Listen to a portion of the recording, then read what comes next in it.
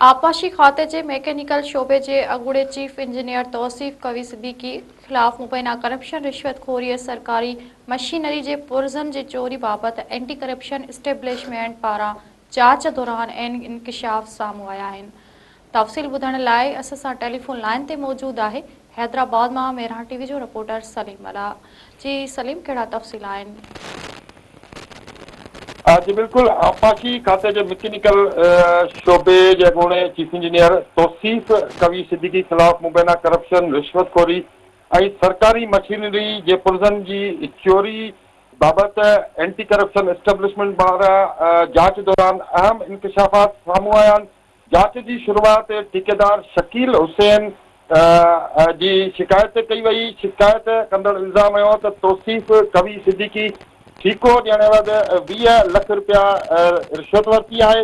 शिकायत में चयो वियो त आपाशी खाते जे मैकेनिकल रीजन जे स्क्रैप गैरफाल मशीनरी ऐं लिब्रिकेंट मवाद जे ठीके जे लाइ रक़म तलब कई वई। शिकायत मूजिबि जवाबदार 29 दिसंबर 2023 ते गाॾियुनि जे स्क्रैप क्लियरेंस लाइ पंहिंजे ज़ाती बैंक अकाउंट ज़रिए 1,36,000 रुपया वसूल कया, जॾहिं त मनसूबे जी मंज़ूरी जे लाइ वधीक 10 लख रुपया वठण बावजूद कमु न कयो ऐं शिकायत कंदड़ खे संगीन नतीजनि जूं धमकियूं पिणु ॾिनियूं।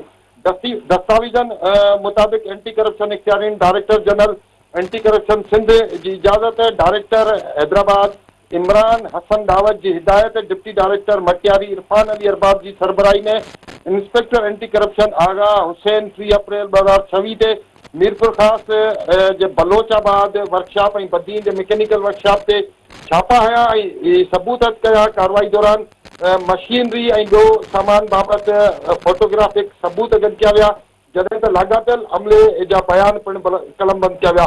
जांच रिपोर्ट में ॼाणायो वियो आहे त इब्तिदाई शाहिदियूं अॻूणे chief engineer Tauseef Qavi Siddiqui, incharge sub engineer Ali Raza Mashhoori ऐं चार्जमैन मीर मोहम्मद चांडियो जे मुबैना मुलवस हुजण ॾांहुं इशारो कनि थियूं। रिपोर्ट मूजिबि सरकारी मशीनरी जे पुर्जन ऐं ॿियनि सामान जे मुबैना खुर्दबुर्द सबबि हुकूमत खे लॻभॻि 5 करोड़ रुपयनि जो नुक़सानु पहुतो आहे। जांच दौरान सब इंजीनियर अता मोहम्मद जतोई ऐं हेड ड्राफ्ट्समैन गुलसन उनर जा गॾियल बयान पिणु रिकॉर्ड कया विया, जिन में मुबैना बेज़ाब्तिंग बाबति तफ़सील फ़राहम कया विया आहिनि। एंटी करप्शन इख्तियारनि मूजिबि वधीक जांच जारी आहे ऐं कानून मूजिबि कार्रवाई कई वेंदी। जी सलीम अला, महिरबानी जी।